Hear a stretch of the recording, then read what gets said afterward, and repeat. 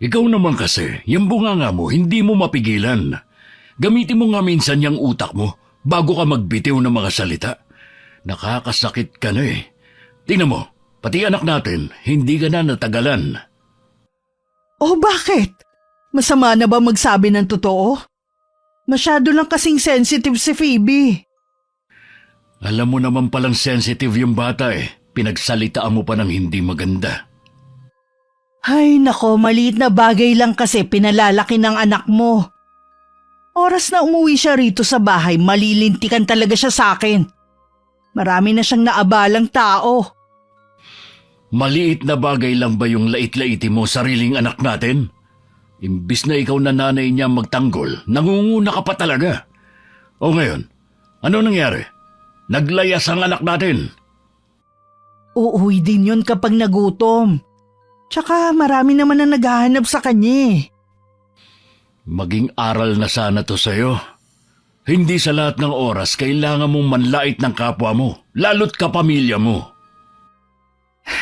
Biro lang naman yung sakin. Biro na nakakasakit na. Alam ko na hindi nagmana sa'yo si Phoebe. Hindi katulad ng dalawang anak natin. Pero kailangan bang ipangalandakan mo pa sa harap pa mismo ng mga kakilala natin? Oh sige, para matapos na lang to pagbalik niya, hihingi ako ng sorry. Baguhin mo na yung ugali mo na mapanlait. Baka mamaya ay makahanap ka ng katapat mo.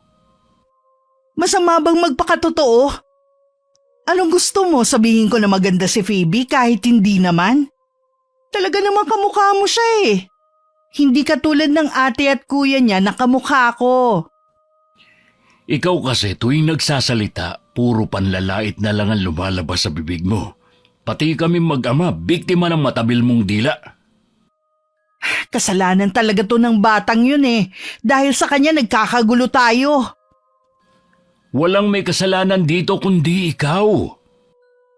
Wala ka na bang gagawin kundi sisihin ako ha? Nakakapikon ka na. Oo, ikaw talaga ang sisisihin ko. Hindi kita mapapatawad kapag may masamang nangyari sa anak natin. Oh, saan ka pupunta? Nag-uusap pa tayo, Luisito. Saan pa ba ako pupunta? Alangan namang maghintay lang ako dito sa bahay. Hahanapin ko ang anak natin. Ikaw, bahala ka kung gusto mo lang maghintay dito. Nagkaroon ng handaan ng araw na yon dahil kaarawan ng anak na panganay na mag-asawang Kuya Luisito at Ate Janice. May mga bisitang dumating kabilang na mga kaklase at kaibigan ng dalaga. Naging tampulan kasi ng tukso ang bunsong anak ng mag-asawa na si Phoebe. Dahil na rin sa pangunguna ng ina. Labis yung dinamdam ng dalagita dahilan para lumayas. Maghahating gabi na noon na makauwi si Kuya Luisito. Bakas sa kanya ang pagod at labis na pag-aalala. O ano, nakita mo ba si Phoebe? Kung nakita ko siya, di sana kasama ko na siyang umuwi dito sa atin. Maayos ako nagtanong sa'yo, hindi mo kailangan magalit. Malay ko ba kung nakita mo na siya, ayaw lang sumama sa'yo. Kung nakita ko na siya, hindi pwedeng hindi ko siya isamang pauwi. Nag-aalala rin naman ako sa kanya, hindi nga ako makatulog eh. Kahit ang mga kapatid niya, grabe din ang pag-aalala sa kanya. Lahat ba ng mga kaibigan niya pinuntahan mo na? Oo, pati mga professor niya pinuntahan ko na rin. Hindi kaya nagtanan ng anak natin? Ano ka ba naman, Janice? Ano ba yung sinasabi mo? 15 anyos pa lang ang anak natin. Takot nga makisalamuha sa mga tao eh. Magtatanam pa na wala namang boyfriend. Malay natin may tinatago pala ang batang yun. Hindi naman kasi siya nakikipag-usap sa atin eh. Hindi katulad ng mga kapatid niya. Baka sa'yo lang, pero sa akin lagi siyang nakikipagkwentuhan. Sinasabi niya kung sino mga kaibigan niya. Yung mga ginagawa nila sa eskwelahan at kahit yung mga bagay na nagpapasaya at nagpapasama ng loob niya. Ganun ba? Kasi sa akin hindi naman siya nagkukwento. Paano? Lalapit pa lang sa'yo. Naiinis ka na. Niayaw mo siyang makasama sa labas. Para bang nahihiya ka na makitang kasama mo siya. Hindi ka tulad nung dalawa. Pinagmamalaki mo lagi sa ibang tao. Hindi yan totoo, no? Pantay ang pagtingin ko sa kanilang tatlo. Kaya ko lang hindi siya laging masamahan dahil meron akong importanteng ginagawa. Tsaka nandiyan ka naman para samahan siya eh. Huwag mo akong gawing tanga. Kinakahiya mo talaga si Phoebe dahil hindi siya kagandahan sa paningin mo dahil sa kulay niya na nakuha sa akin. Hindi ka tulad ng kuya at ate niya na mestizo at mestisa. Gusto mo kasi lagi kang nakakatanggap ng papuri galing sa ibang tao. O bakit? Nakakataba naman talaga ng puso na makatanggap ng papuri ah. Ikaw kasi ayaw mo naririnig na pinupuri ang mga anak natin na maganda at pogi. Ang punto ko dito ang pagiging mapanlait mo. Pati si Phoebe hindi nakaligtas sa'yo. Tama ba na sa harap ng mga bisita, sabihan mo siyang pangit? At sana hindi mo nalang binuhay nung nasa sinapupunan mo pa lang siya kung alam mo na ganun siya kapangit. Biro nga lang yon. Kita mo nga nagtawanan sila. Ako nga napahiya nang bigla siyang tumakbo at nag-iiyak. Hindi naman kasi marunong sumakay sa biro ang anak mo eh. Parang ako pa yung lumalabas na masamang ina dito. Talaga namang masama kang ina eh. Oras na makita ko si Phoebe, hihiwalayan na kita. Pagod na akong intindihin yung ugali mo. Dahil lang dito, hihiwalayan mo na ako? Ang babaw naman ang dahilan mo. Hindi lang naman ito ang dahilan eh. Marami ka pang ginagawa na hindi ko nagugustuhan. Kung kailan naman tayo nagkaedad na, tsaka ka naman nakakaisip ng ganyan. Ano na lang sasabihin ng mga tao sa atin? Wala akong pakialam sa sasabihin ng mga tao. Hindi naman kasi sila nahihirapan sa pakikisama sa'yo eh. Nagugat lang naman ang problema natin dahil kay Phoebe eh. Kung hindi siya naglayas, hindi tayo magtatalo ng ganito. Sige, sisihin mo ang anak natin. Hindi ka lang magaling manlait. Mahusay ka rin maghugas ng kamay. Ang mabuti pa bukas na lang tayo mag-usap ulit. Kapag hindi na mainit ang ulo mo. Nakakaya din sa mga kapitbahay ang lakas ng boses mo. Matulog ka na. Wala akong balak tumabi sa'yo. Kinabukasan maaga pa rin gumising si Kuya Luisito para hanapin ang anak na si Phoebe.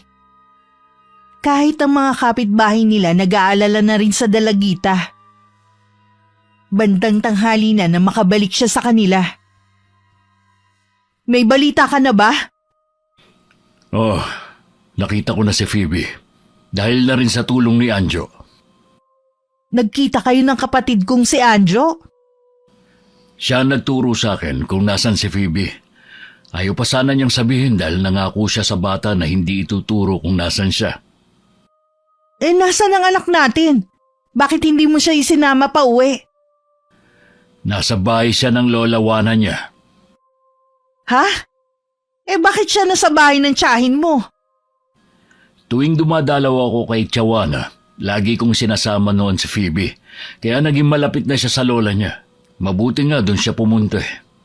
Nag-usap na kami ng masinsinan ng anak natin. Gusto niyang doon na tumira. Ano? Bakit ka pumayag na doon siya titira? Kinumbinsi ko ang anak natin na sumama sa akin pa uwi dito. Pero nagmatigas siya. Nakiusap siya na hayaan na lang muna siya. Mabait naman ang tiyahin ko eh. At mag-isa na lang sa buhay. Eh paano ang pag-aaral niya? Bakasyon pa naman eh. Kung sakali na ayaw na niya dito sa atin, si Tiyawana na lang daw ang bahalang magpaaral sa kanya. Hindi ako papayag. Samahan mo ako sa bahay ng tiyahin mo. Kukunin natin si Phoebe. Mas makakabuti na hayaan na lang natin siya. Malaki ang sama ng loob niya sa'yo. Ayaw ka muna niyang makita. Ang arte naman ng batang yun. Akala mo naman kagandahan siya. Sige, ipangalandakan mo pa. Sa tingin mo, sa mga sinasabi mo, sasama sa'yo ang anak natin? Mabuti na nga rin siguro na mawala muna siya para wala ka na ring ipapahiya sa ibang tao. Sana naisip mo na iba pa rin kapag nandito si Phoebe sa atin. Kaya sa ayaw at sa gusto mo, susunduin natin siya. Kung gusto mo siyang puntahan, ikaw na lang. Hindi kita sasamahan. Marami akong kailangang gawin ngayon. Kailangan mo akong samahan. Alam mo naman naggalit sa akin ng tiyahin mong yun eh. Kasalanan mo rin naman eh. Sa tanda ba naman ni Tiyawana, hindi mo pinatawad sa mga panlalait mo? Hindi mo na siya nirespeto. Ang tagal na kasi nangyari yun, hindi pa rin siya makalimot. Ikaw kasi may problema. Wala ka sinasanto na kahit sino. Kung hindi ka pa magbabago, darating ang araw, lahat magiging kalaban mo na. Mamamalaya mo na lang na mag-isa ka na lang sa buhay. Alam mo, mula nang umalis si Phoebe, wala ka ng tigil sa pagsasalita ng masasakit sa akin eh. Saksakin mo na lang kaya ako para matapos na. Baka sakali kasing matauhan ka. Pero tingin ko, ugali mo na yan hanggang malagutan ka ng hininga. Mula nga nang mawala si Phoebe sa bahay na yun, malaki na ang naging pagbabago. Kahit sa mga gawaing bahay, laging nagtatalo ang magkapatid kung sino ang maghuhugas ng pinagkainan at kung sino ang magluluto. Maging ang paglilinis ng bahay na pabayaan na rin mula nang mawala ang dalagita. Umalis ako na makalat ang bahay. Pagbalik ko, ganito pa rin. Nasaan ba si Luke at Ami? Si Ami natutulog pa. Si Luke kasama ang mga barkada niya. Hindi pa nga umuwi eh. Eh ikaw, anong ginawa mo buong araw? Huwag mong sabihin nasa labas ka lang at nakipagtsismisan. Asawa mo ko at hindi kasambahay sa bahay na to. Huwag mong iaasa sa akin lahat. Eh bakit nung nandito si Phoebe, laging malinis dito sa bahay? Kaya siguro pinipilit mong pabalikin ang anak natin dito eh. Utusan mo yung dalawa na gumawa dito sa bahay dahil hindi ko sila bibigyan ng baon sa pasukan. Sobra ka naman. Mga anak mo yon, hindi ibang tao. Yun na nga eh. Mga anak natin sila pero hindi maasahan dito sa bahay. Tayo lang ang madalas kumilos at sila para mga senyorita at senyorito dito. Pinamihasa mo kasi. Huwag ka na magalit. Uutusan ko na sila. Akala mo yata hindi ako nahihirapan dito sa bahay eh. Ngayon mo maiisip kung gaano kahalaga si Phoebe dito sa bahay. Marami nga ako napagtanto nung mawala si Phoebe eh. Ang laki nga pala ng pagkukulang ko sa kanya. Kumusta na kaya siya? Tinawagan ko siya kanina, excited na sa pasukan. Kasama daw niyang nag-enroll kanina ang kapitbahay nila. Bukas daw mamimili na siya ng gamit. Desidido na talaga siyang dun mag-aral. Parang itinakwil na tayong mga magulang ah. Nararamdaman ko na masaya ang anak natin doon. Siguro wala siyang masyadong gawain sa bahay ng lola niya. Hindi rin siya nakakaranas ng panlalait. Oh, ayan ka na naman. Mabuti pa nga siguro doon na lang siya habang buhay. Tingin ko kasi maya-maya tayong mag-aaway dahil sa kanya. Ngayon pa nga lang inaaway mo na ako. Maglinis ka na nga lang. Yun ang trabaho ng isang may bahay. Oo na, alam ko naman eh. Ami, bumangon ka nga dyan, tulungan mo ako rito. Ilang beses ko na rin nakita ang bayaw ni Anjo. Masasabi kong mabait talaga siya. Ayon din sa kwento ng asawa ko, mas malapit siya sa bayaw kaysa sa kapatid niya. Mahadera at pintasera daw ang ate Janice niya. Palibhasa daw kasi kahit noon napakaganda nito. Nagmana raw sa ate niya ang dalawang anak maliban sa bunso na kamukha ng bayaw niya. Maganda naman si Phoebe ah. Kaya hindi ko maintindihan ng ate mo. Bakit iba ang trato niya ron? Kung makita mo kasi yung dalawa ko pang pamangkin, baka sabihin mo naman na hindi sila mukhang magkapatid. Nagmana kasi ang mga yun sa kapatid ko eh. Bali si ate kasi, anak sa Amerikano ni inay, kaya ganun ang itsura niya. Oo nga pala, magkapatid lang kayo sa ina ng ate mo. Okay naman ba ang samahan niyo? Ayos lang naman, pero hindi kami ganun kalapit sa isa't isa. Noong mga bata pa kasi kami, mas siya ang pinapabura ni inay. Tuwang-tuwa kasi siya kapag napupuri na may magandang anak. Wala palang pinagkaiba ang sitwasyon niyo ni Phoebe. Oo, pero wala naman sa akin yun. Okay na rin pala na umalis sa puder ng mga magulang niya ang pamangkin mo. Kahit ako kasi, sobrang naaawa nung umiiyak siya at kinikwento ang ginawa ng nanay niya sa kanya. Sumobra na nga talaga si Ate Janice. Sana wag niyang pagsisiyan ang mga ginawa niya sa anak niya. Hindi ko tuloy maiwasang kabahan kapag ipinakilala mo na ako sa ate mo. Huwag kang matakot. Hindi naman yun nangangagat eh. Hindi nga nangangagat. Baka husgahan naman ang buong pagkatao ko. Hindi ko naman hayaan na gawin niya yun sa'yo, no? Tsaka kapag nandun na tayo, iwasan mo na lang siya. Yun bang bahay na titirhan natin doon, malapit lang sa bahay nila? Medyo malapit sa kanila. Kung ayaw mo namang tumira dun, pwede naman tayo rito eh. Kaya nga lang, habang buhay tayo mangungupahan. Umuwi na lang tayo doon. Sabi mo nga, ang bahay na yun pamana sa'yo ng itay mo. Kung hindi pa natin titirhan, baka tirhan na ng mga elemento. Yun nga din ang iniisip ko eh. Tsaka kapag walang nakatira, naluluma ang bahay. Pero bago naman natin lipatan ipapaayos ko muna para maging komportable yung pagtira natin. Sa totoo lang, excited na rin akong tumira sa totoong bahay natin. Iba kasi yung umuupa lang. Iba kasi kapag sariling bahay, mas malaya ka makakakilos. Magagawa mo rin ang lahat ng gusto mo. Bukas may kakausapin na ako para mabisita ang bahay, para malaman kung anong mga dapat ayusin. Kahit may konting pangamba, excited pa rin ako na makakalipat na kami sa bahay ni Anjo. Iniisip ko rin kung ano magiging reaksyon ng ate niya. Oras na malamang nag-asawa na ang kapatid niya. 3 buwan pa lang kaming kasal ng asawa ko. Kailan lang din naman ipinaalam ni Anjo sa bayawan tungkol sa kasal namin. Kailan kaya maiisipan ni Anjo na dumalaw dito? Para ba namang kabuti ang taong yun Susulpot lang kung kailan maisipan. Alam mo namang abala ang kapatid mo. Bakit ba gusto mo siya makita? Meron kasi kung sasabihin sa kanya. Total naman hindi siya mapirmi sa isang lugar Ano naman ang sasabihin mo dun sa tao? Sasabihin ko sa kanya na ibenta na ang bahay niya rito. Kesa namang maluma at masira ng anay. Tinawagan ako ng kapatid mo kanina. Nagpapatulong siyang humanap ng tao na gagawa sa bahay niya. Ibig lang sabihin nun, wala sa bokabularyo niya na ibenta ang pamanang bahay sa kanya. Diyan na siya titira ulit? Oo, kasama ang asawa niya. May asawa na si Anjo? Oo, kahit nga ako nagulat Biglaan lang daw ang pagpapakasal nila. Baka naman buntis na yung babae kaya biglaan ang kasal. Hindi ko alam dahil hindi ko naman tinatanong ang kapatid mo. Kilala mo naman si Anjo, masyadong malihim.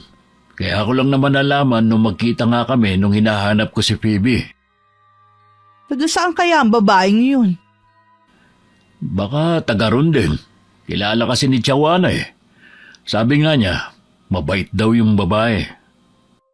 Nakakapagtampo naman siya.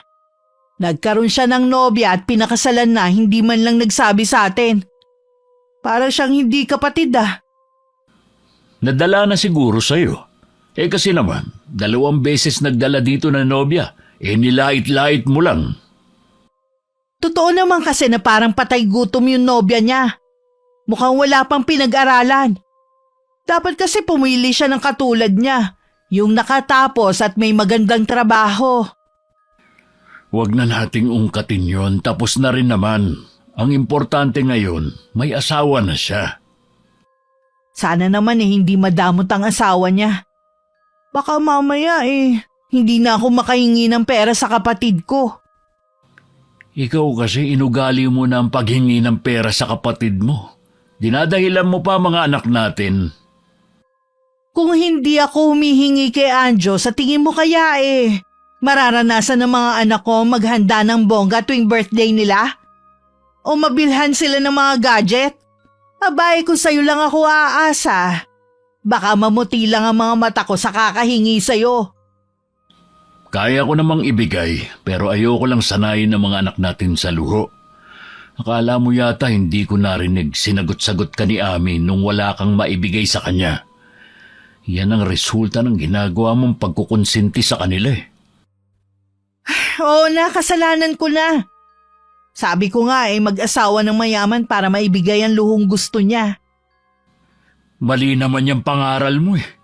Sana, sinabi mo na mag-aral mabuti para kapag may trabaho na, mabili niya ang gusto.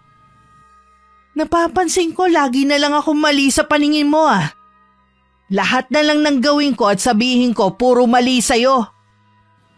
Totoo naman kasi. Dahil sa ugali mong yan, gusto na kitang hiwalayan. Sinabi mo na yan dati nung maglaya si Phoebe. Pero hindi mo namang ginagawa. Gagawin ko na sana yon. Pero nakiusap ang anak mo na huwag ko kayong iwan ng mga kapatid niya.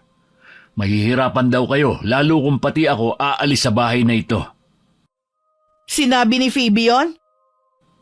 Oo, kahit masama ang loob niya sa'yo at sa mga kapatid niya, inaalala pa rin niya kayo. Sana naman maisip niyang umuwi dito sa atin. Mas gusto niya sa lolawanan niya. Meron na daw siyang mga kaibigan doon. Baka hindi lang mga kaibigan ang makilala niya. Baka makatagpo din siya ng boyfriend. Nangako ang anak natin na magtatapos muna siya bago makipag-boyfriend. May tiwala naman ako sa kanya. Ako, walang tiwala sa kanya. Nagawa nga niyang lumayas Oras na mag-asawa siya agad. Walang dapat sisihin kundi ikaw. Hindi mangyayari ang sinasabi mo. Itaga mo pa sa bato. Halos 1 buwan din bago naayos ang bahay na titirhan namin ni Anjo.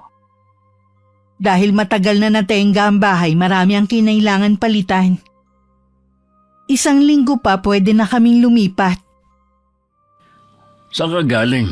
Hinahanap ka kasi ni Ami. Meron daw siyang sasabihin sa'yo. Tiningnan ko yung bahay ni Anjo. Tapos na pala.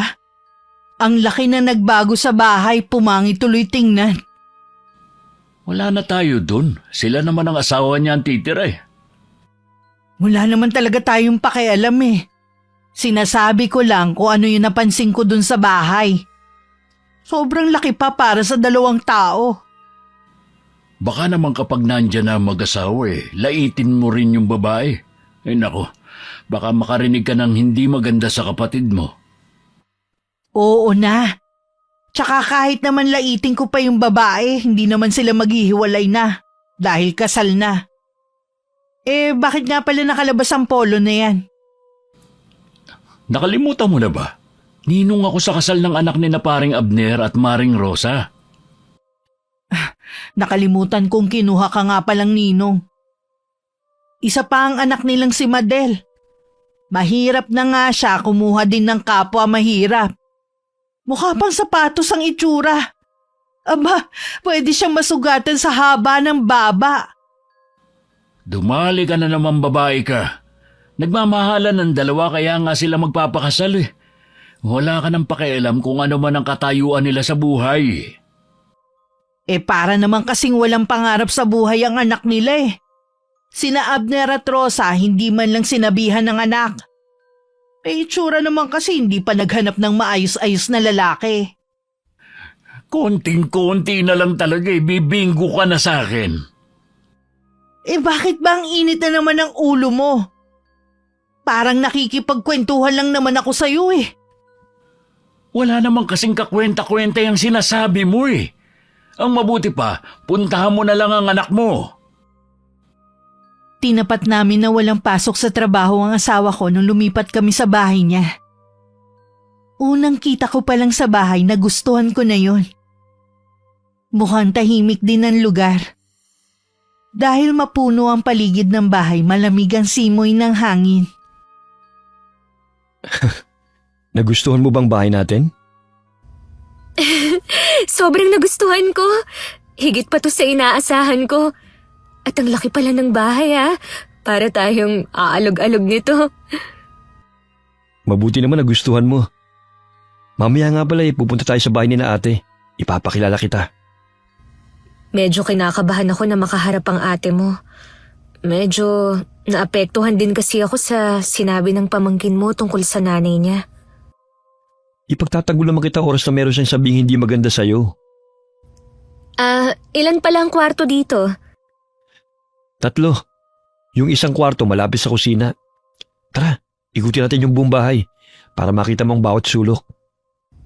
Kailangan lang nating linising mabuti para mawala ang mga alikabok. Hanggang bukas naman wala akong pasok sa trabaho. Tutulungan na kita sa paglilinis. Ang laki pala ng likod niyo. Pwede akong magtanim dito ng mga sari-saring gulay. Magandang ideya yan.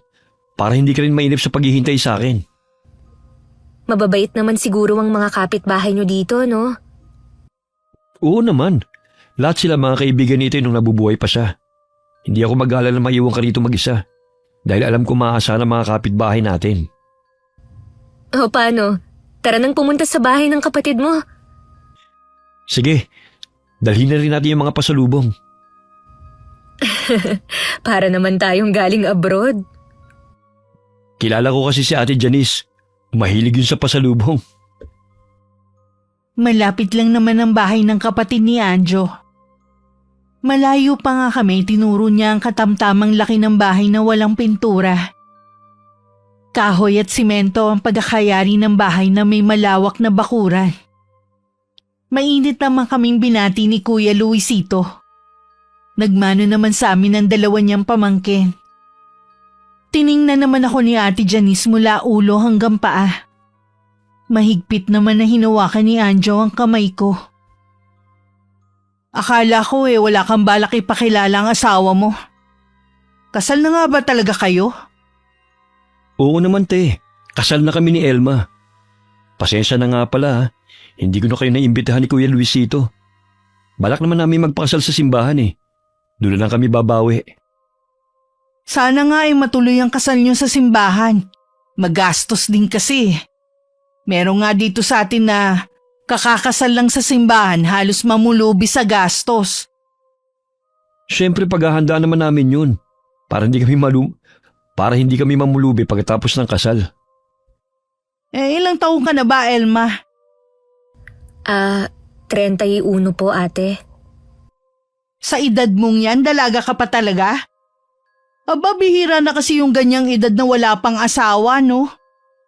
Baka naman meron kang kinakasama nun bago kayo nagpakasal ni Anjo. Naku, wala po akong naging kinakasama. Bukod tanging si Anjo lang po. Taga saan ka nga pala? Sinong mga magulang mo? May mga kapatid ka pa ba? Anong trabaho mo bago kayo nagkakilala ng kapatid ko? Ate, hindi obligasyon ni Elma na sagutin ang mga yan. Alam ko na ang buong pagkatao niya. Mabuti siyang babae at galing siya sa maayos na pamilya. Bakit hindi niya sagutin ang mga tanong ko? Dahil hindi naman ikaw ang pakikisamahan niya kundi ako. Hindi mo kailangang malaman ang tungkol sa buhay niya. Kapatid mo ko. Natural lang na gusto kong makilala ang asawa mo. Dapat nga hindi muna kayo nagpakasal hanggat hindi mo pinapakilala sa akin eh. Ate, 38 na ako. Kaya ko na magdesisyon para sa sarili ko. Hindi ko na kailangan ng permiso mo. Ang laki na ng pinagbago mo. Dahil ba sa kanya? Ang mabuti pa, uwi na lang kami. Mali yata na nagpunta pa kami rito ng asawa ko eh. Gusto ko lang naman makilala ang asawa mo. Masama ba yun? Hindi ko kasi gusto ang mga tanong mo eh. Para namang hindi mo ko kilala. Prangka akong tao at ayoko ng mga pasakali. Sa totoo lang hindi kayo bagay nitong si Elma. Matanda na kasi siyang tingnan sa'yo. Para siyang may anak na. Kaya nga tinatanong ko kung may kinasama siya noon eh. Ate, wala ka pa rin talagang pagbabago. Tayo na, Elma. O teka lang, wag mo na kayong umalis. Pasensya ka na, ate. May gagawin pa kasi kami sa bahay eh. Kararating lang kasi namin kanina. Marami pang dapat ayusin. Babalik na lang po kami sa ibang araw. Pakisabi na lang ho kay Kuya Luisito na umuwi na kami. Hinila na ako ni Anjo paalis sa lugar na yun. Ilang minuto na kaming nakakaalis nang dumating naman si Kuya Luisito na may dalang merienda para sa amin. Napakunot pa ang noo niya na madatnan na wala na kami. Nasa na mag-asawa? Nasa kusina ba? Umalis na. Ha? Bakit naman? May nangyari ba habang wala ako? Wala. Basta na lang silang umalis. May gagawin pa raw eh. Hindi man lang nahintay ang binili kong merienda. Sigurado ka ba na wala nangyari? Ang kulit mo naman eh, sinabi ngang wala eh. Ang tagal ninyong hindi nagkita magkapatid eh. Ano, kumustahan lang tapos umalis na sila? Baka naman kasi meron ka na namang sinabi. Wala namang masama sa sinabi ko. Nagtatanong lang ako sa asawa aba nagalit si Anjo. Tsaka hindi sila bagay na dalawa, no? Gwapo si Anjo. Simple lang yung babae. Parang galing sa malayong probinsya ang itsura. Hinusgahan mo na agad yung tao. Ngayon mo pa nga lang nakilala. Tumanda na nga ng ganun si Anjo, hindi pa pumili-pili ng maayos na babaeng pakakasalan. Ikaw ang umayos. Hindi mo kilala ang hipag mo. Baka mamaya siya na pala ang katapat mo. Hindi pa pinapanganak ang taong makakatapat ko, no? Kung ano-anong sinabi mo sa hipag mo, pero nilalantakan nyo naman ang pasalubong nung dalawa. Hindi nga masarap eh. Pinagtsatsagaan na lang namin ng mga anak mong kainin kesa naman masayang. Sa bahay, pinilit ko na lang baliwalain ang ginawang trato sa akin ng hipag ko. Inaasahan ko na rin na baka hindi niya ako magustuhan. Baka iwasan ko na lang na mag-cruise ang landas namin. Pagpasensya mo ng ate ko ha. Ayos lang. Inaasahan ko na rin naman na ganun ang magiging pakikiharap niya sa atin. Dapat pala hindi mo na kita pinakilala sa kanya. Hindi naman tama na dito na tayo nakatira hindi mo pa ako ipakilala. Hindi naman maganda ang ganun. Nakakabastos yun. Wala rin namang pinagkaiba sa ginawa niya sa'yo eh. Hayaan na lang natin. Masasanay din siguro ako na ganun ang ugali ng kapatid mo. Hindi na ako papayag na gawin niya ulit sa iyo ang kabastusan niya. Naisip ko bigla. Kaya siguro ganun ang ugali ng kapatid mo. Dahil ubod siya ng ganda. Mas mukha din siyang bata sa edad niya. Hindi na ako magtataka kung siya ang pinakamaganda sa lugar niyo. Tama ka sa mga sinabi mo. Pero hindi dahilan yun para umasa siya na para bang wala siyang kapintasan. Naiintindihan ko na talaga si Phoebe kung bakit mas ginusto na lang niyang magpakalayo-layo. Nakakaawa nga talaga ang pamangkin ko na yun. Tagal din ang pagtitiis niya. Bumilib din ako sa kanya dahil siya mismo ang kumawala sa nanay niya. Sa wakas, masaya na siya sa lola Juana niya. Kahit naman ang lola niya masaya sa pamangkin ko eh. Hindi ko lang maiwasan na makisimpatya kay Kuya Luisito. Alam ko kasi namimiss na rin niya si Phoebe. Buti nakakatagal pa ang bayaw mo sa kapatid mo. Naawa na nga ako sa kanya eh. Alam ko nahihirapan na rin siya sa pakikisama kay Ate Janice. Pero tinitiis niya dahil sa mga anak niya. Wag na nga natin silang pag-usapan. Nakakalungkot lang kasi. Mabuti pa, samahan mo na lang ako sa kusina. Magluto na lang tayo ng hapunan kahit maaga pa. Kinabukasan, naging bisita namin si Kuya Luisito. Humingi siya ng dispensa sa ginawa ng asawa niya sa amin ni Anjo. Halata talaga sa aura ng bayaw ng asawa ko na mabuti siyang tao. Minalas lang talaga na mapunta siya kay Ate Janice. Baka meron akong maitutulong sa inyo. Wala na Kuya Luisito. Naayos na namin ang mga gamit kahapon. Konti lang kasi ang dala naming gamit. Sana hindi dinamdam ni Elmo ang mga sinabi ng ate mo. Hindi naman niya dinamdam. Kaya lang pinapaiwas ko na lang siya. Kumusta nga pala kayo ng mga bata? Nalulungkot pa rin kasi wala na si Phoebe sa bahay. Wala na ang malambing kong anak. Sa totoo lang kuya, kahit ako naawa sa pamangkin ko nung malaman kong ginawa ni ate sa kanya. Parang di niya anak si Phoebe. Yung dalawa lang kasi ang paborito niya dahil kamukha niya. Si Phoebe kasi kamukha ko. Hindi alam ni ate, ang bunso niya ang pinakamabait sa lahat at masipag. Hindi yun na nakikita ni Janice. Ang mahalaga lang sa kanya ang panlabas na anyo. Isa rin sa mga dahilan ko kaya lumayo ko nun kay ate. Masarap din pala maging malaya. Siguro ganun din ang nararamdaman ni Phoebe ngayon. Nang huli kami magkausap masigla ang boses niya. Hindi tulad nung nasa bahay siya. Laging malungkot at takot. Magmerienda muna kayo. Salamat, Elma. Sana magustuhan mo ang lugar namin. Mababait naman ang mga taga rito Oo naman, Kuya Luisito. Sigurado po na magugustuhan ko dito. Sanay po ako sa ganitong lugar. Hihingi na rin sana ako ng dispensa sa ginawa ni Janice. Wala na po yun sa akin. Kalimutan na lang natin. Unang kita ko pa lang sa'yo. Alam ko, mabait ka. Swerte kayo sa isa't isa ni Anjo. Dito na kayo mananghalian, Kuya Luisito. Dadamihan ko huwang sinaing ko.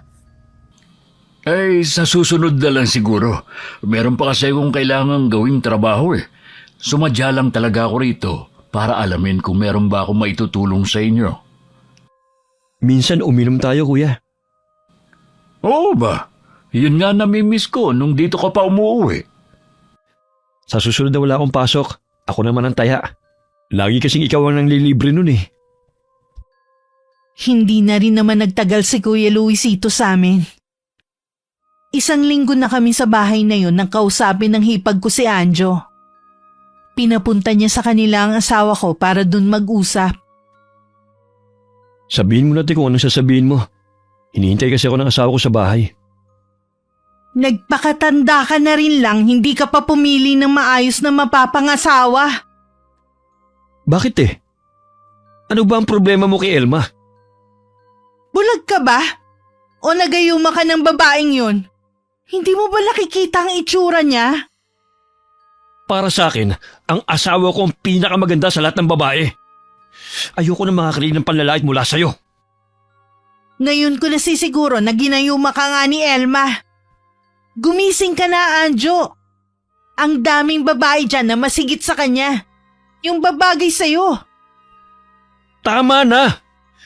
Lahat na lang ng naging nobya ko noon, nilait mo pagkatao. Sa pagkakataong to, hindi na kita papayagan. Alam mo ba kung taga saan ang babaeng pinakasalan mo? Nakilala mo na ba ang pamilya niya? Oo ang sagot ko sa lahat ng tanong mo. Tigilan mo na kami ni Elma. Intindihin mo na lang ang pamilya mo. Bakit? Akala mo ba pinababayaan ko ang pamilya ko, ha? Hindi ba? Kaya nga umalis sa inyo si Phoebe, di ba? Magbago ka na, te. Huwag mo nang hintayin na may isa pang umalis sa pamilya mo. Huwag mo ngang isali ang pamilya ko. Ikaw ang pinag-uusapan natin at ang asawa mo na kung saan mo lang dinampot. Hindi mo ba alam na pinag-uusapan na kayo ng mga taga rito? Lahat sila sumasang-ayon sa akin. Hindi kayo mukhang mag-asawa. Para kayong mag-ina. Wala akong pakialam sa sinasabi ng ibang tao. Hindi naman silang bumubuhay sa akin para paapekto ako sa kanila Para ka kasi mauubusan ng babae sa pagpatol mo sa Elma na yun Sana pala tuluyan ka na lang nagpakamatandang binata. Masyado kang makasarili. Hindi mo man lang iniisip kung paano na ako pagtanda ko. Aalagaan ba ako ng mga pamangkin ko? Oo naman. Basta suportahan mo lang sila at ibigay mo ang mga gusto nila. Marunong naman tumanaw ng utang na loob ang mga anak ko, no? Hindi ko tuloy maiwasang isipin na may motibo ka kung bakit mo inaayawan si Elma. Kahit na ano pa ang gawin mo, hindi ko siya iiwan. Kung yun ang gusto mong mangyari. Ang tigas talaga ng ulo mo! Bahala ka na nga! Hindi naman inilihim sa akin ni Anjo ang naging pag-uusap nila ng ate niya. Pagkatapos marinig ang mga sinabi niya, hindi ko na napigilan na makaramdam ng inis sa hipag ko. Kahit naman sinong babae ang iharap mo sa ate mo, hindi niya magugustuhan at lalaitin lang niya. Yun na nga Umalis na lang ako kaysa umaba pa ang pagtatalo namin. Ayokong mawala ang respeto mo sa kanya. Kaya lang sumusobra na rin ang ate mo eh. Kaya nga nagdesisyon na ako na huwag lang pumunta sa kanila kahit ipatawag pa niya ako. Mas gugustin ko pang mawala ng respeto sa kanya kaysa paulit-ulit kanyang bastusin. Sorry kung nagkakagulo kayo ng kapatid mo nang dahil sa akin. Hindi mo kailangan mag-sorry. Wala ka namang ginagawang masama eh.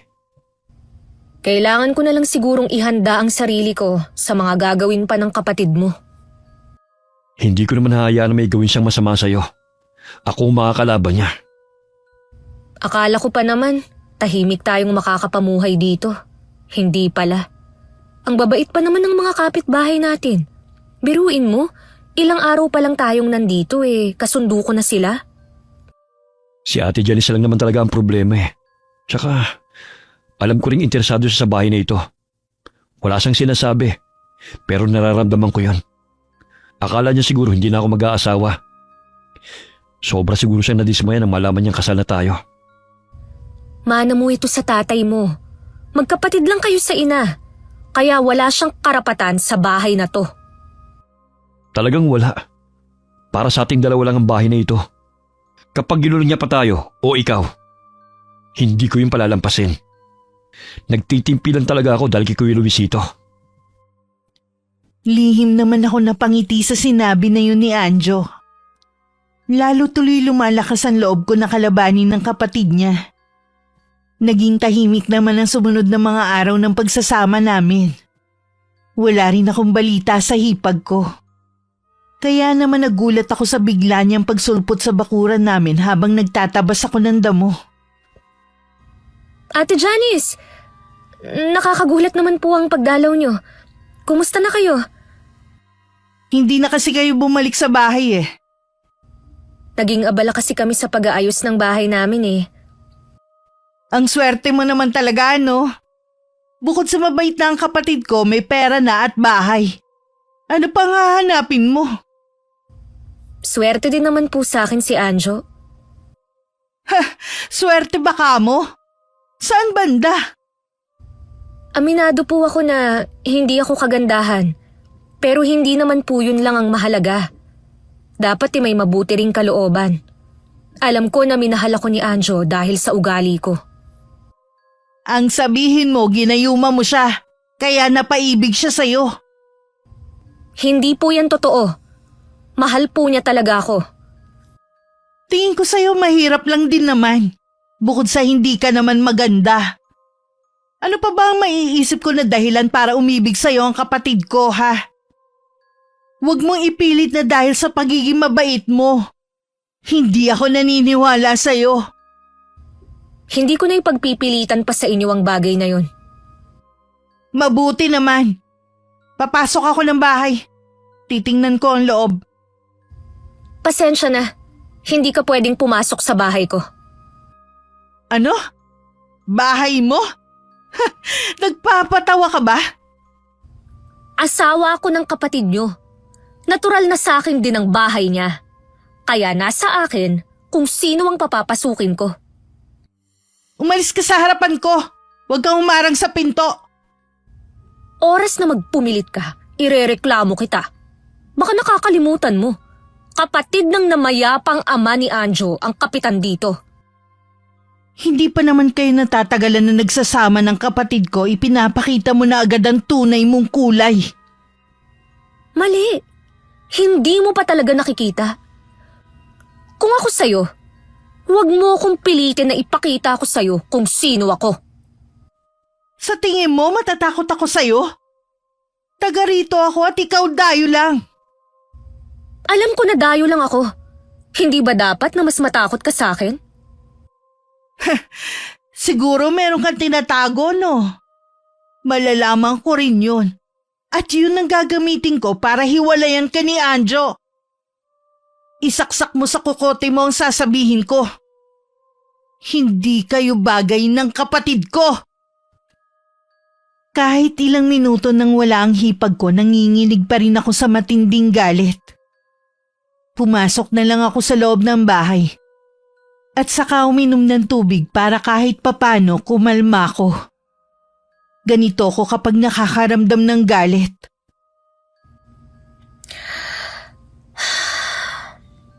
Bukas ko na lang itutuloy ang pagbubunot ng damo sa labas. Nagpapahinga muna ako para mawala ang paninikip ng dibdib ko. Konting pagtitimpi pa. Kapatid pa rin siya ni Anjo. Naabutan naman ni Kuya Luisito na parang malalim ang iniisip ng asawa.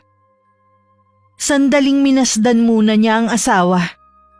Mababakas din kasi sa mukha ng babayang tinitimping galit.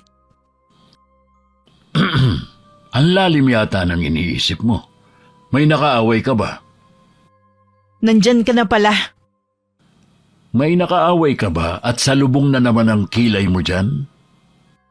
Hindi naman pala totoong mabait ang Elma na yun eh. Ha? Bakit mo naman nasabi yan? Nakausap ko siya kanina. Ipinakita niya agad ang ugali niya. Pinuntahan mo siya sa kanila para lang awayin? Hindi ko siya inaway, no? Kinausap ko nga lang. Hindi ako naniniwala sa'yo. Kilala kita na hindi marunong makipag-usap ng mahinahon. Oras na malaman ng kapatid mo ang ginawa mo, sigurado magagalit yun. Alam ko naman nakakampihan niya ang babaeng yun eh. Pero wala akong pakialam. Huhubaran ko ng maskara ang asawa niya. Ipapakita ko sa inyo ang tunay niyang pagkatao. Ay, bakit hindi mo na lang sila hayaan? Ano bang mapapala mo sa panggugulo sa kanila? May tinatago nga ang babaeng yun. Baka mamaya kapahamak pa yun ni Aljon. Kung meron mang tinatago si Elma, hayaan mo na lang na si Anjo ang makatuklas. Ang mga anak na lang natin ang intindihin mo. Kausapin mo si Luke. May nakarating kasi sa akin na puro siya barkada. Posibleng bumagsak sa pag-aaral. O saan mo naman nabalitaan yan? Matalino ang anak natin at masipag mag-aral. Narinig ko lang sa mga taga rito. Mabuti na rin nakausapin mo siya. Total naman, sa iyo nakikinig ang batang yung kesa sa akin. Huwag ka nga magpapaniwala sa mga naririnig mo. Sa akin ka lang maniwala. Dahil mas kilala ko ang mga anak natin kesa sa kanila. Ay bahala ka nga. Puro na lang talaga sarili mo ang pinakikinggan mo. Hindi ko nilang sinabi kay Anjon tungkol sa pagpunta ng kapatid niya. Nagdesisyon ako na ilihim na lang muna. Nang sumunod na araw, pinuntahan na naman ako ng kapatid ng asawa ko. Wala ka ba talagang balak na patahimikin kami ng asawa ko? Wala. Dahil alam kong hindi magiging masaya ang kapatid ko. Kung ako sa'yo, hiwalayan mo na siya. Hindi ko yun gagawin. Alam mo, dahil sa pakikialam mo sa buhay ng iba, napapabayaan mo na ang pamilya mo. Lalo na ang mga anak mo. Huwag mo nga masali-sali dito ang pamilya ko, ha? Ang gusto ko, iwan mo ang kapatid ko. Hindi naman kasi kayo bagay eh. Dapat kasing ganda ko ang hanapin niya para maganda rin ang magiging anak niya. Huwag mong ubusin ang pasensya ko. Baka pagsisihan mo balang araw na naging hipag mo ko. Hayang ka na naman sa pagbabanta mo. Akala mo matatakot ako? Sabi mo lang yan dahil hindi mo pa nararanasan. Kaya huwag mo akong pilitin. Ano ba kasing tinatago mo, ha? Para sabihin ko sa'yo, lahat ng nakakaalam ng sikreto ko, hindi na ngayon nakakapagsalita. Mas lalong hindi talaga kayo bagay ni Anjo. May tinatago ka pala eh. Hindi na ako magtataka kung may lahi kayong kriminal. Sige lang, laitin mo ang pagkatao ko. Sigurado naman ako na may balik ang ginagawa mo sa akin. Ano, Karma? Kung totoo yan, di sana nun pa ako kinarma. Kung wala ka nang sasabihin, papasok na ako sa loob ng bahay. Namnamin mo na ang pagtira mo sa bahay na yan dahil malapit ka nang umalis. Hindi ko nalang pinansin ang iba pang sinasabi ng hipag ko. Pumasok na ako sa loob ng bahay. Dumiretso ako sa kwarto namin. Sa ilalim ng higaan, kinuha ko doon ng maliit na lumang baon. Hindi alam ni Anjon tungkol sa sikreto ko. Kating-kati na akong gamitin to sa'yo, Ate Janice. Iniisip ko lang talaga ang kapatid mo. Kapag naubos ang pagtitimpi ko sa'yo, hindi ako magdadalawang isip na gamitin sa'yo ang nalalaman ko sa kulam. Pag-uwi ng hipag ko sa bahay nila, nadatnan niyang pinagagalitan ni Kuya Luisito ang anak nilang si Luke. Nakayuko lang naman ng binata at hindi makatingin sa kanila ng diretsyo. Doon ka muna sa kwarto mo, Luke. Mag-uusap lang kami ng tatay mo. Galing ako sa eskwelahan ng anak mo. Matagal na pala siyang hindi pumapasok. Marami siyang bagsak na subject noong nakaraan. Sino nakausap mo? Baka naman nagsisinungaling lang yun. Sinisiraan ng anak natin. Mismong professor niya nakausap ko. Hindi na rin naman tinanggi ng anak mo. Ang katwiran niya, natatakot siya na magalit tayo kaya inilihim niya. Noon pa kasi sinasabi ko ng subaybayan mo ang mga anak natin pero hindi ka nakinig. Wag lang akong sisihin mo, may kasalanan ka rin naman eh. Paanong kasalanan ko? Buong maghapon ako sa trabaho. Inaasikaso ko pa ang bukid. Kulang na nga lang gawin kong araw ang gabi para lang matugunan ko mga pangangailangan ninyong mag-iina. Anong gagawin natin? Nakakaya kapag nalaman to ng mga tao. Pues, humarap ka ng nakataas pa rin ng noo. Hindi mo kailangan magpaliwanag sa kanila kung bakit hindi na makakapag-aral si Luke. Hindi ba natin siya papapasukin sa pasukan? Sinabi ko na sa kanya kaninang magtrabaho na lang siya para makatulong sa gastusin dito sa bahay. Hindi ko na siya gagastusan sa pag-aaral niya. Kung gusto niyang pumasok ulit, ay siya mismo magpaaral sa sarili niya. Hindi mo pwedeng gawin niya sa anak natin. Sisirain mo ang kinabukasan niya. Hindi akong sumira sa kinabukasan niya, kundi siya mismo. Nakikiusap naman ako sa iyo. Bigyan mo pa siya ng isa pang pagkakataon. Kung hindi siya makakapagtapos, ano na lang ang mapapasukan niyang trabaho? Construction worker. O di kaya mamamasada ng tricycle. Hindi ko na problema yun. Kung gusto mo, ikaw ang magpaaral sa kanya. Saan naman ako kukuha ng pera? Yun naman pala eh. Kaya ngayon pa lang, sabihan mo na yung anak mo na maghanap na ng trabaho. Luisito naman, lalaki ang anak natin. Siya ang magdadala ng pamilya niya. Ano na lang ang ipapakain niya kung sakali? Hindi niya kailangan mag-asawa kung hindi pa siya handa. Ako na ang nakikiusap sa'yo. Bigyan mo pa ng pagkakataon ng anak natin. Buo na ang desisyon ko. Hindi ko na siya pag-aaralin pa. Luisito, huwag ka munang umalis. Mag-usap muna tayo, Luisito. Nagmistulang bingi si Kuya Luisito sa tawag ng asawa. Para naman nauupos na kandila na napaupo na lang ang hipag ko. Ilang sandali pa pinuntahan niya ang anak sa kwarto para kausapin. Dahil sa problema ng pamilya, hindi muna ako pinuntahan ng hipag ko. Naging panatag naman ako ng mga sumunod na araw. Mabuti naman kuya, dumalaw ka ngayon. Nakita ko kasi yung motor mo eh. Kaya tumuloy na ako rito. Sana hindi ako nakakaabala. Hindi Inaabangan ko nga kung kailan ka pupunta rito sa bahay eh. Ano? Gusto mo bang uminom? Sige, yun yata ang kailangan ko para kahit papano gumaan ang nasa dibdib ko. May problema ba sa inyo? Si Luke kasi, akala namin pumapasok sa university. Yung pala puro barkada ang inaatupag. Kailan ko lang nalaman. Ang batang yun talaga Hindi man lang naisip ang hirap mo sa pagpaparal sa kanya. Nakakasama lang talaga ng loob na 1 taon na pala niya kaming niloloko. Binigyan ko pa ng pang-enroll noong nakaraan. Ayun naman pala, bagsak siya. Pambihira talaga. Nagawa pa kayong lokohin. Hindi kaya na-influensyan din ng mga barkada? Ganun na nga. At hindi rin namin nagabayang mag-asawa.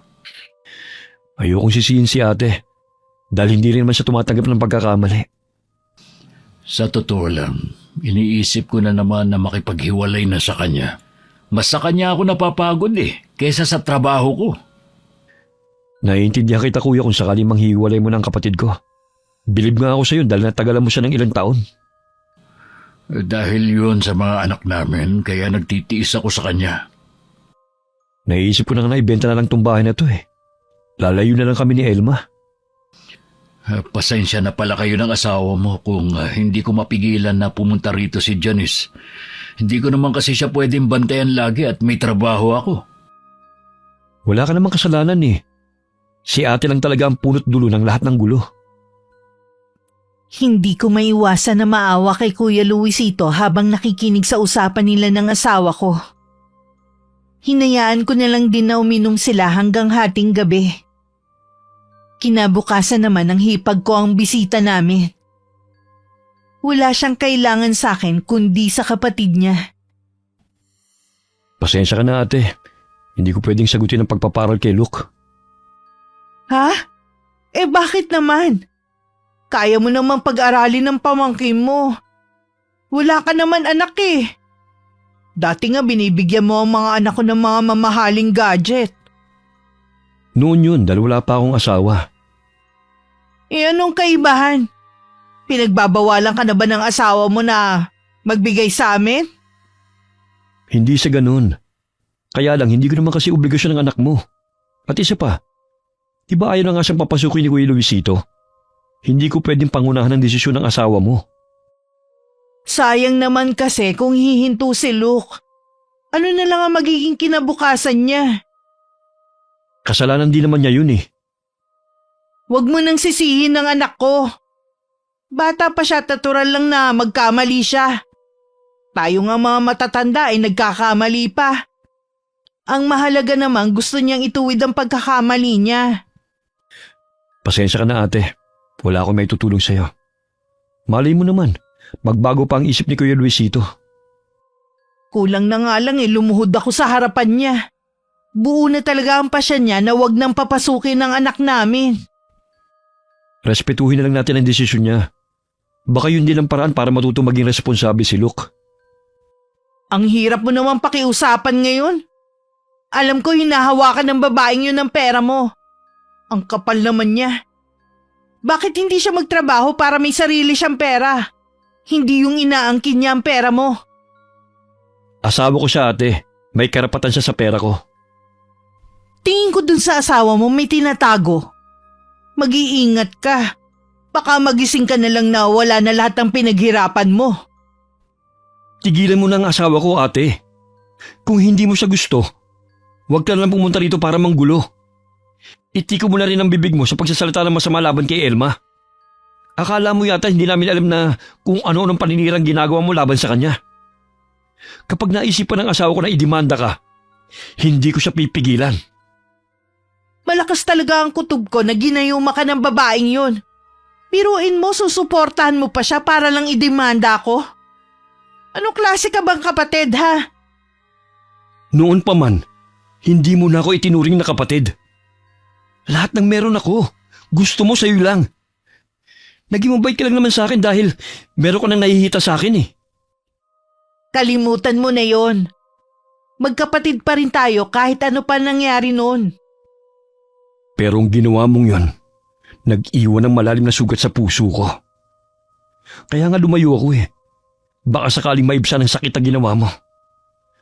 Salamat kay Elma. Dahil ginamot niya ako.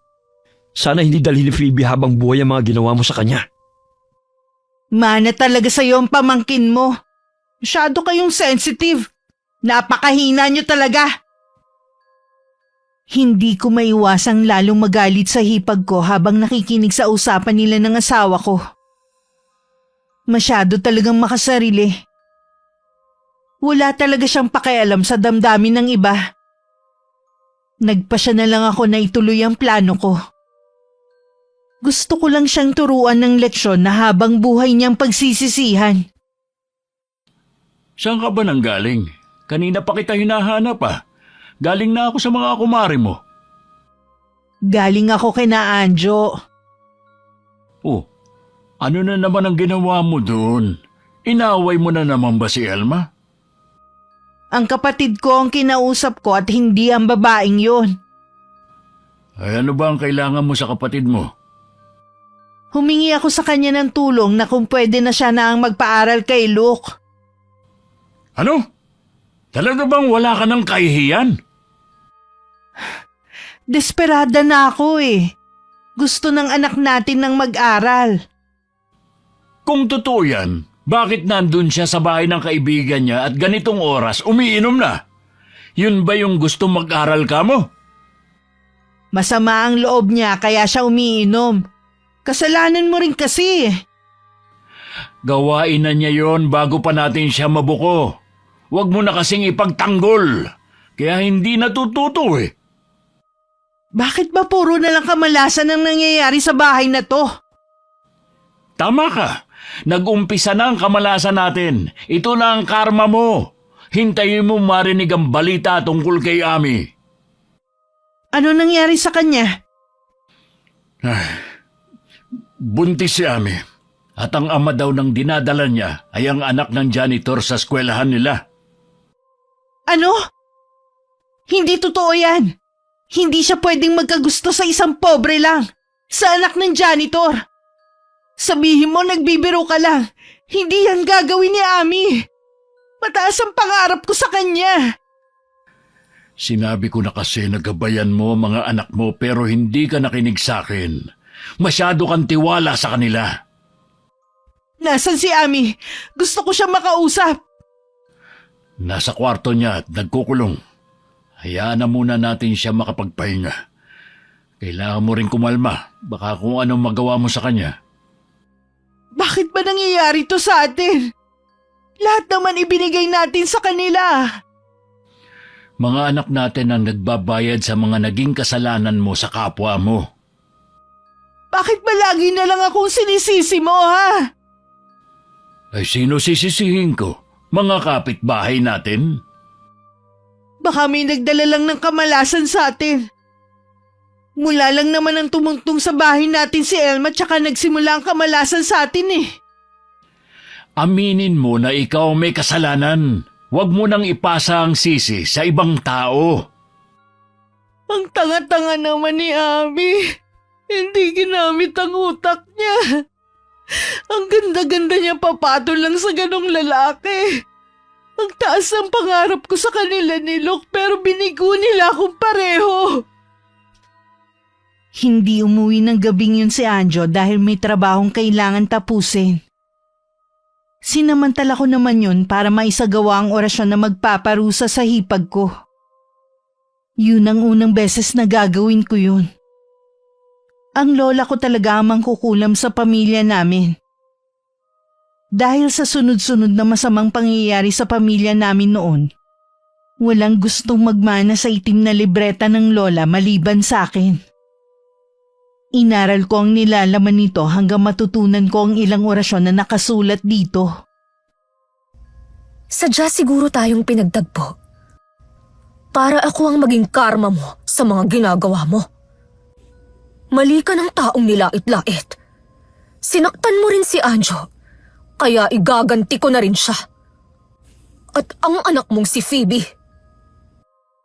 Saktong pagsapit ng 12:00 ng gabi, inumpisahan ko ng bigkasin ng mga nakasulat sa aklat ni Lola.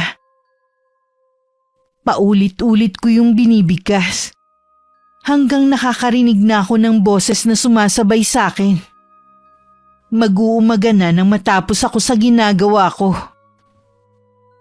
Pasensya ka na kung ngayon lang ako ha. Ang dami kasing trabaho eh. Ayos lang. Teka, maghahain lang ako ng almusal natin. Bakit parang amoy kandila yata ang buong bahay? Ha? Kasi kagabi brownout, di ba? Kaya nagsindi ako ng kandila. Wala na kasing laman na gaas yung gasera natin eh. Ganun ba? Matagal bang nawala ng kuryente? Mag-uumaga na rin nung magkailaw. Hindi nga ako makatulog eh. Nag-aalala kasi ako na baka magkasunog dahil sa nakasinding kandila. Hindi naman siguro magbabrown out mamaya. Siguro nga. Halika na rito. Nakahain na ako. Kanina pala, duman ako sa may tindahan. Nakita ko yung tiyahin ko. Kilala yun at chismosa dito sa lugar natin. Nabanggit niya na buntis daw ang pamangkin kong si Ami. Ha? Di ba nag-aaral pa yun? 1 taon na lang sana ay magtatapos na siya. Ano pa ang nalaman mo sa tiyahin mo? Hindi na ako nagtanong pa. Mas gusto ko kasi yung mag-asawa magsabi sa akin.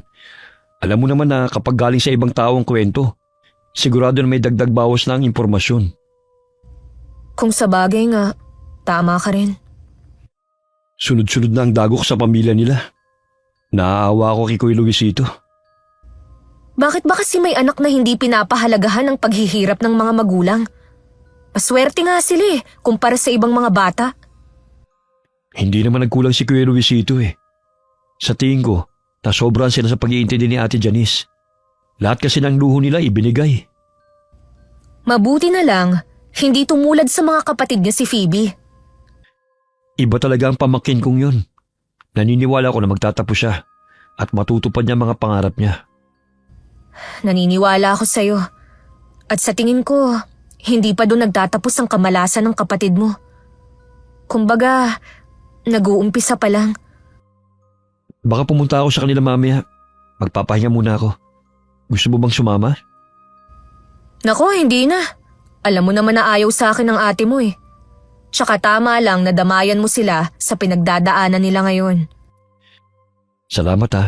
Hindi mo ko pinagbabawalan na puntahan sila. Kahit ganun ang trato sa akin ng ate mo, pamilya mo pa rin sila. Sana lang, maayos na ang problema nila sa mga anak nila. Hapon na nung pumunta si Anjo sa bahay ng kapatid niya. Napahaba kasi ang tulog niya. Naabutan naman niya ang mag-asawa pero wala ang mga pamangkin. Nabalitaan mo na siguro nangyari kay Ami, kaya ka pumunta rito. Kumusta na si Ami? Pinasama ko na sa lalaking yon kesa naman na patuloy niya kaming bigyan ng kahihiyan. Wala na tayong magagawa pa sa nangyari. Suportahan na lang natin ang desisyon ni Ami. Kailangan niya kayo para maging matatag siya na harapin ang bago niyang buhay. Wala na akong pakialam sa kanya. Mula ngayon wala na akong mga anak. Ate, huwag ka magsalita ng ganyan. Siguro tuwan-tuwa ang asawa mo sa nangyayari sa pamilya ko, no? Hindi ganun si Elma. Nakikisimpatya pa nga sa inyo eh. Siguro todo dasal niya para masira ang pamilya ko dahil galit siya sa akin. Naalala ko nagbanta pa siya sa akin noon. Ikaw lang ang galit na galit sa kanya. Wala nga siyang sinusumbong na kahit na ano eh. Siya ang nagdala ng kamalasan sa pamilya natin. Kung ganyan ka lagi, hindi na ako pupunta rito. Imbis na isipin mong mabuti ang mga nagawa mo, may oras ka pa talagang sisihin ang asawa ko? Pagpasensya mo na lang ang ate mo, Anjo. Naguguluhan lang kasi siya sa nangyayari. Nakakasawa na kasing intindihin ang ugali niya. Pasensya na rin, kuya. Pero huling punta ko na rito. Pwede kang pumunta sa bahay. Laging bukas yun para sa'yo. Alis na ako. Ay, pambihira ka naman, Janice. Pinuntahan na nga tayo ng kapatid mo dito para makisimpat siya, ganyan pa ang ginawa mo. Bakit ba ang init ng dugo mo kay Elma, ha? Hindi ko rin maipaliwanag pero iba ang kutob ko sa babaeng yun. Basta alam ko meron siyang tinatago. Ay paano yan? Mukhang seryoso si Anjo na hindi na magpakita dito sa bahay. Hayaan mo siya. Wala na rin naman siyang pakinabang sa atin eh. Ayaw na niyang tulungan ng pamangkin niya para makapag-aral.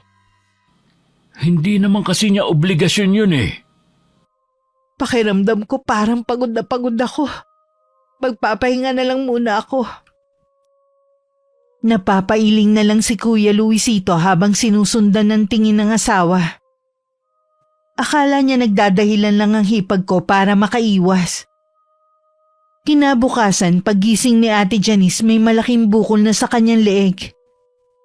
Kinapa niya yun pero wala naman siyang naramdaman na masakit. Ipinakita pa niya yun sa asawa. Kahapon ba meron na yan? May nakakapa ako pero maliit lang to kahapon. Hindi naman masakit, baka mawala rin to. Namamaos ka na nga eh. Hindi kaya dahil sa bukol na yan? Baka kakaya ko to. Parang gusto ko na lang lumubog sa kahihiyan dahil sa mga ginawa ng anak natin eh. Wala na ako mukhang maiharap sa kanila. Ikaw naman kasi, lagi mo na lang iniisip ang sasabihin ng ibang tao. Eh talagang maaapektuhan ka ng husto. Ayoko na lumabas kahit kailan. Dito na lang ako. Mabuti pa nga siguro. Baka maisip mo ang mga mali mong nagawa. Akala ni Kuya Luisito hindi makakatagal sa loob ng bahay ang asawa. Pero 1 linggo na ang nakakalipas na natiling nasa loob lang ng bahay ang hipag ko. Kapansin-pansin din ang paglaki ng bukol ng asawa. Bumabagsak na rin ang katawan at malimit dumaing na nahihirapan lumunok. Napilitan ng dalhin ni Kuya Luisito ang hipag ko sa ospital. Pareho silang nanlumong mag-asawa sa resulta sa pagsusuri ng doktor. Mamamatay na ako, Luisito. Wala nang lunas ang sakit ko. Huwag kang mawalan ng pag-asa. Baka mali lang ang doktor na tumingin sa'yo. Hahanap tayo ng magaling na doktor sa ibang lugar. Mag-aaksaya lang tayo ng oras at pera. Alam ko na hindi na ako gagaling pa. Napakabilis naman kasi ng pangyayari. Masigla at wala ka namang sakit nung mga nakaraang araw. Hindi kaya meron nagbigay sa akin ng ganitong sakit. Ano naman ang ibig mo sabihin? Baka galing sa kulam ang sakit ko. Wala naman ako nababalitaan na mangkukulam sa lugar natin eh. Baka si Elma ang may kagagawa nito. Huwag mo nang palalain ang sitwasyon.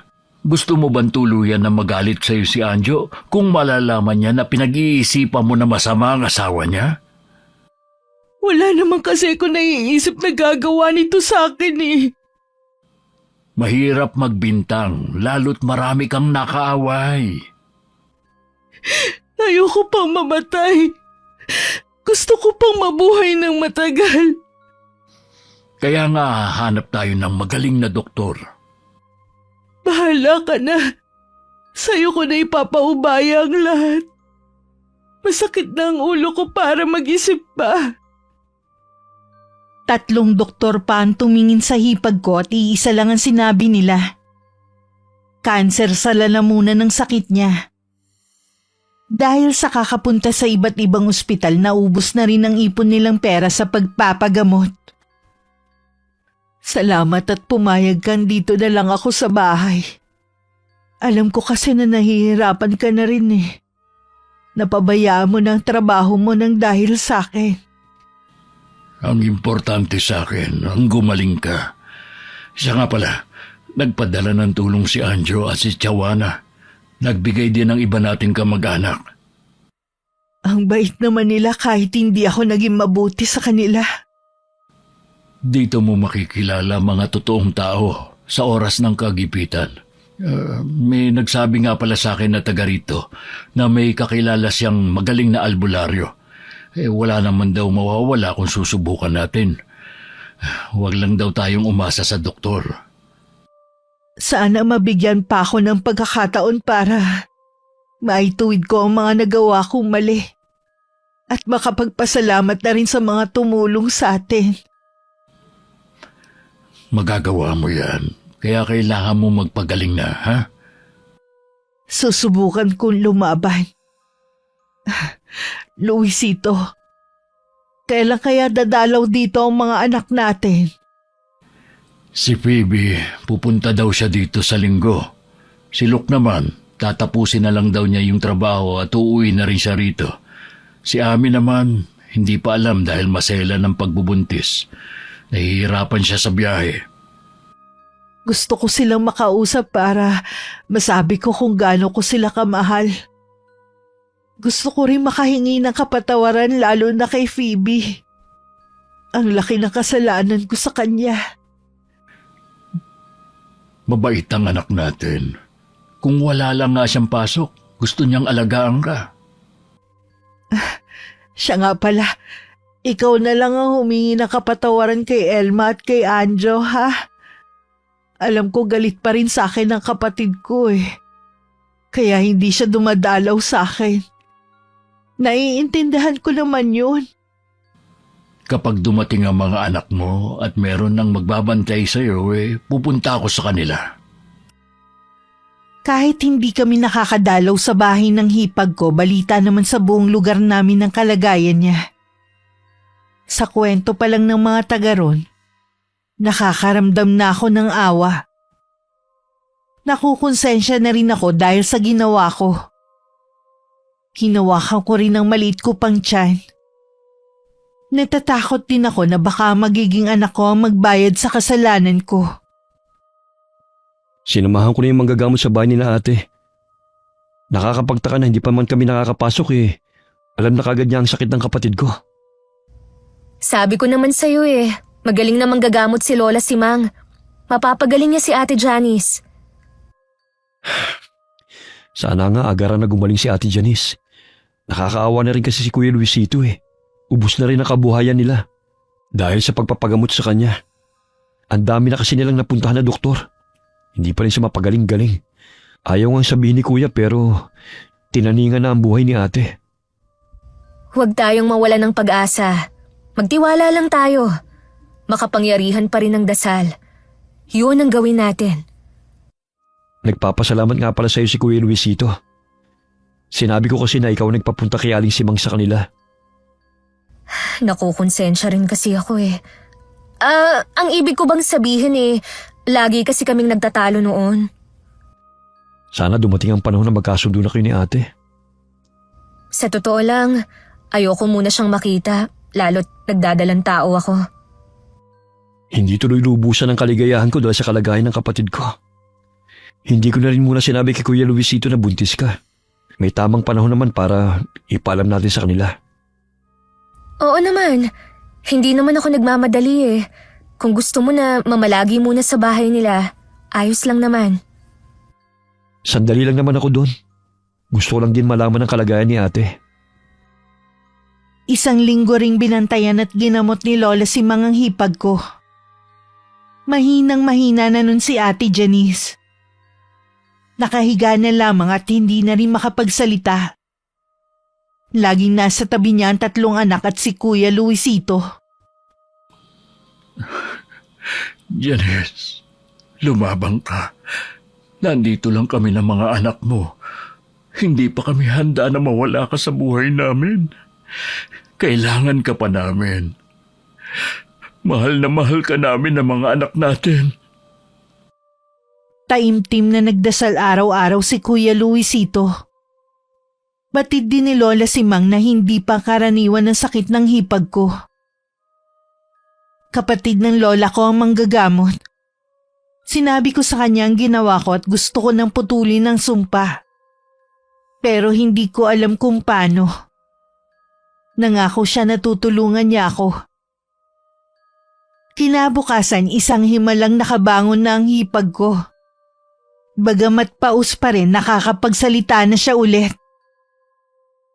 Salamat sa Diyos at binigyan pa niya ako ng pangalawang buhay. Salamat din sa mga taong walang sawang nagdasal para gumaling ka at kay Aling Simang na nagpagaling sa'yo. Sinabi ba niya kung ano ba talaga naging sakit ko? Hindi na niya sinabi pa. Ang mahalaga, magaling ka na. Gusto kong puntahan si Elma. Gusto kong personal na magpasalamat at humingi ng dispensa sa mga nagawa ko nun sa kanya. Sasamahan kita kapag malakas ka na. Masaya ako na sa wakas magaling na ang hipag ko. Naging malapit na rin kami sa isa't isa. Bagamat naroon ng pagkailang sa kanya dahil sa nagawa kong malaking kasalanan. Inilihim ko na lamang ang ginawa ko at ibinigay kay Lola Simang ang baul ng kaalaman sa kulam. Wakas. Okay, shoutout po tayo. Shoutout kay Nanay Lisa from Cavite. Emma Alcontin de la Cruz from Bacoor, Cavite. Maricar Rocamora from Qatar. Ingat ka dyan. Henmer Garcia from Pampanga. Hi sa Gregorio family and Ilo family from Batangas. Hi kay Erlinda Tonelada. Hello kay Wilma Schmitz from Paris. Hi kay Grace Limiasco from Saudi Arabia. Hi kay Jane D from Kibawe, Bukidnon na nasa Saudi ngayon. Hi sa Inaria family. Hi kay J. Ann Vitero na laging nakikinig. Hi kay Maricel Talosig from Iligan, Isabela. Hi kay Angelica Salvador from Davao City. Hi kay Junef Casino from Taytay, Rizal. Hello kay Apan Kudanding. Hi kay Julius Deloro na laging nakikinig. Hi kay Gisa Nicole Velasco from San Roque, Cubao. Hello sa inyo. Shoutout sa Kabantak and Campbell family from San Jose Occidental, Mindoro. Hi kina Bubbles, Blossom, Buttercup from Malaysia. Hello po sa Rama family and Damirez family from Sara, Iloilo City. Hi kay Emelita from Taguig. Ali Corndog from Pasig. Hi kay Mayren Notarte from General Santos City. Hello sa Acros family and Tumaliwan family from Tuguegarao. Hi kay Raquel Hasegawa from Japan. Hello sa Baller Company, salamat po sa laging pakikinig ninyo. Hello sa mga apo ni Ami Yong na sina Kaden, Mapu, and Tonton. Hi Alex Hernandez from Pasig. Hi kay Inang Ausa from Quezon, salamat sa pakikinig. Hi kay Marilu Gardoque. Hi kay Marisol Tenedero from Antipolo. Hello kay Maria Lee Nakagawa. Hi kay Jaya Musang na araw-araw nakikinig. Hello kay Rovi Jean Abergos from Paquibato District, Davao City. Hi kay Adeline Bajo from Davao City. Hi kay Ate Minda and Leslie from Pakil Laguna from Chef M. Hi kay Josefina Fuelias from Pasig City. Hi kay Jessica Rojas from Kuwait.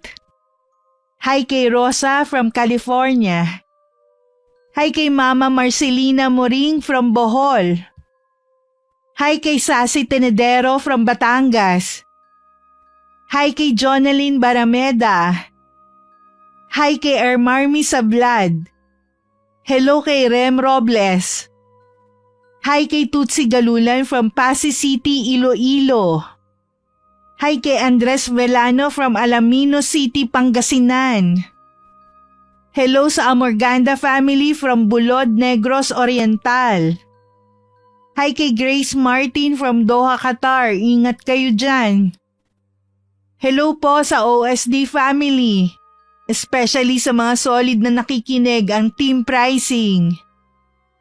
At hello sa forever friends ni Brenda Grencio na sina Cherry na nasa UK, Eden na taga Antipolo, Sugar na taga Marikina, Shanti na taga Tondo, at kay Amalia na taga Cavite.